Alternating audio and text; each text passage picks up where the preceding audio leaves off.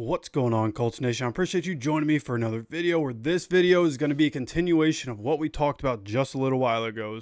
Pretty much as soon as I went to upload that video, the Colts, at least I got the notification that the Colts had put out on their Twitter about how they released the moves that they made to get to the initial 53-man roster. And remember, this is going to be the initial 53-man roster. We'll look at that after we look at the people that are gone.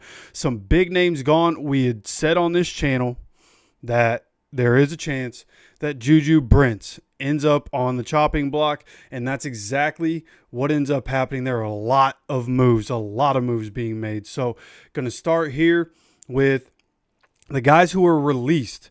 Khalil Herbert, running back that me and a lot of Colts fans, we were excited for him coming in. Good number 2 in a lot of places he's been, but his availability was an issue. So I kind of figured that this was going to be the case. So Khalil Herbert gone. Chris Lamons, Sean McKeon, we already talked about. Laquan Treadwell, unfortunately getting released. Was hoping, I guess we'll see what happens. Maybe this is, hey, you're a veteran. We're just going to release you so that you can kind of pick where you want to go. Hopefully there's suitors. He's been making plays for us throughout the preseason. Did last preseason as well before he stuck on our, stuck on our practice squad throughout the season. So Laquan Treadwell, we'll see what happens with him. If he can end up on our practice squad, that'd be awesome. But hopefully, I'm somebody who, when he came into the league, I thought he was going to be the next big thing. So, I'd like to see him be able to get some sort of opportunity. Maybe a return to the Vikings is in his future with, the hamstring for Justin Jefferson, Jordan Addison, having a 3-game suspension. A guy on a rookie, basically a rookie quarterback still, in J.J. McCarthy. That'd actually be kind of cool. See him have a reunion there, but we'll see what happens there. Cornerback Duke Shelley, defensive tackle Josh Tupou, however you want to pronounce that. And then as you can see here, long list of names. So let's get through this. And again, some of these we already talked about, but we have Austin Ajak and Ajau. We talked about them earlier. Jason Bean. And we'll see, can he end up back on our practice squad? Will he end up on somebody else's roster? I feel like practice squad probably pretty safe bet for Jason Bean there. Ulysses Bentley IV. This one hurts a bit. And again, we'll see what ends up happening. Could he end up back on our practice squad? Will somebody else pick him up? I think he's going to be an intriguing name for other teams, but hopefully he's able to come back right now. And again, we're going to look at the active roster, the initial 53-man roster after all this. Right now we have 3 running backs on the roster. So hopefully Ulysses Bentley IV can end up being somebody that comes back into the building, somebody that I've been impressed with, somebody that one of those underdogs that I've kind of been on over the past month or so. Then you have Juju Brents, of course, second-round pick, expected to clear waivers because when you pick a guy up off a waiver, you have to pick up the rest of his contract, and that being a second-round contract, not great. He's dealt with injuries. Not a great fit in the current scheme, which I thought maybe you could play that tweener role. Of course, he hasn't taken any reps in that, and that's not going to happen. So with him getting hurt again at some point through the offseason process, through training camp, just ends up being his time. And unfortunately, the Indy kid just not going to make it at Indy. Maybe he ends up back on our practice squad. Could that be an option? We'll see. We'll see what his future holds. And as we go through this, linebacker Jake Chaney, defensive tackle Devontae Davis we talked about earlier, linebacker Solomon DeShields, tackle Marshall Foerner, then center Wesley French, we talked about him earlier, defensive end Marcus Haynes also out, we talked about him earlier. And then you have cornerback Alec Johnson, tackle Marcellus Johnson, wide receiver Tyler Coleman. Defensive end Isaiah Land, who we've talked about a couple times today already. Defensive end Desmond Little. Tight end Maximilian Mang. I mean, what a name. Maximilian Mang. It'd be cool if he could make a name for himself somewhere. What a name. Maximilian. I didn't even know we had him on the roster at any point. But we'll see what happens with that. Cornerback BJ Mays. Defensive end Darrell Nachami. Running back Nate Nodal, wide receiver Coleman Owen, somebody who unlikely, in my opinion, to make it back to us and be on our practice squad. I think he showed a lot of promise in the preseason games. I think he looked good through training camp practices. So we'll see what happens there. It'd be cool if he could end up back on our roster, but we're going to have to see about that. Wide receiver, Landon Parker. Guard, Josh Sills. Wide receiver, Blaine Taylor. Safety, Ladarius Tennyson. Then we also have linebacker, Joseph Vaughn. Center, Mose Vavo, and this dude is terrible. He completely, the practice, I think it might have been the practice against the Packers. It might have been the Sunday practice, but I mean, completely ruining practice. So much so that they literally had to take him out and just put somebody else in at center because he couldn't get the snaps right. Too high, too low. There's one over AR's head. There were a couple AR had to go down and pick up. He was ruining practice. So knew that was going to happen. I'm surprised they waited till today. Safety, Trey Washington. Cornerback, Samuel Womack III. Saw that one coming through what we saw, at least what I saw in the preseason, what I saw in the 3 practices I went to. That one was pretty obvious. Tight end, Jelani Woods, who we talked about earlier. Running back, Naquan Wright. Those are all the guys that have been waived. Again, a pretty lengthy list right there, having to cut this down, the guys that got released. And then at the bottom here, placed on injury reserve, designated to return is going to be linebacker Jalen Carlisle, and then waived injured is Maddox Trujillo. We knew that was going to happen. Spencer Schrader won that job outright, whether he was hurt or not. And then again, Jalen Carlisle on the injured reserve, so he's going to miss at least the first 4 games of the season, which makes what we're about to look at very important. Okay, this is our initial 53-man roster. This is our defense. And again, this is the initial 53-man roster. This is probably not how it's going to look completely as we go into the season. There might be waiver pickups, whatever the case may be. And when that happens, we will let it be known here on this channel as soon as possible. So if you enjoy the content, hit the like button and make sure you subscribe with notifications on so you get notified anytime we drop any content on this channel.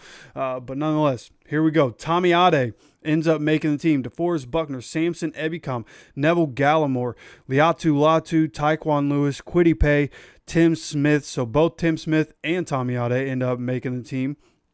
And then we have Grover Stewart, JTT, second round pick this year, and Eric Johnson. All these guys end up making the roster. Will it look that way going into it? We shall see. I know for a fact that we're going to need DeForest Buckner and Grover Stewart to stay healthy because run defense, even against 2s and 3s in the preseason, was terrible. So definitely going to, hopefully don't need as much depth, but at least for right now, they're keeping depth on that defensive line. And then linebacker, Joe Bacci, whatever the case may be, Zaire Franklin, Cameron McGrone, and Segun Alubi. And of course, whenever the initial 53 depth chart comes out, I'll get that to you guys so that we understand where everybody falls into place here. The last that I saw, it was going to be Zaire Franklin and Cameron McGrone as the starters on defense, but we'll see what ends up happening there. At cornerback, Mekhi Blackman, the guy that we just traded for from the Minnesota Vikings, former third-round pick, had a good 2023. I saw some stats from him from his 2023 season, looked pretty good, so hopefully he can come in, be a good depth piece. Jonathan Edwards, if you are a listener and somebody who's been here through this training camp process, through this offseason process, Jonathan Edwards is a guy that we've been talking about here on this channel as somebody who, even when he like receivers are making plays on him, he's had good coverage in practice. I thought he did well in the preseason games. I got my eyes on him in practice 3 times in Indy. So I thought Jonathan Edwards was a shoo-in. I saw other people trying to say that he wasn't going to make the team and he's a practice squad guy, and I just didn't see it. I thought he was a good depth piece, somebody coming in, undrafted free agent, and bringing him in, and I thought he did everything you could expect of an undrafted free agent guy. I thought he had a good offseason, good training camp, good preseason games, ends up making the roster kind of exactly as I expected. Now, of course, it didn't all fall the way I thought it would. Didn't really expect Juju Brents to be the odd man out, which is why I thought maybe Jonathan Edwards doesn't make the team. But the way it went, at this point, I'm fine with it. Xavier Howard, of course, we just signed him, former Dolphin, former All-Pro in this league. Jalen Jones, and we'll see what ends up happening with him now that we have the depth that we have once again.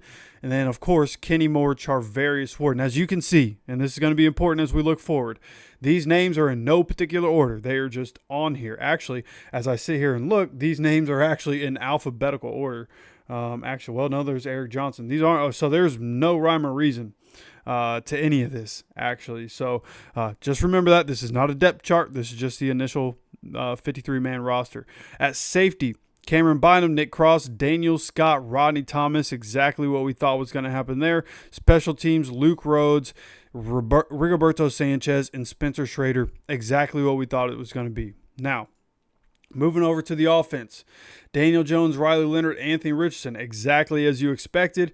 Running back, I thought we'd carry 4. For the moment, we're carrying 3. I think one of the offensive linemen could end up being the odd man out. I think the team just wants to get guys onto the practice squad. They want to get back in practice. I think there's probably going to be a switch that's flipped somewhere, just not sure where it's going to be. I know Luke Tenuta down here on the offensive line, there were some people impressed with him. So we'll see what happens. There's got to be versatility on the offensive line, which we have. They need inside. We need tackle depth. So maybe this is what we go into it with. 3 running backs is a little iffy with the way injuries, especially with the way our injuries have been so far through this early portion of the season and training camp and whatnot. But right now we have DJ Giddens, Tyler Goodson, Jonathan Taylor. Wide receivers, everything we expected the whole way. This one was really never in doubt. Josh Downs, Ashton Doolin, Anthony Gould, A.D. Mitchell, Alec Pierce, and Michael Pittman Jr.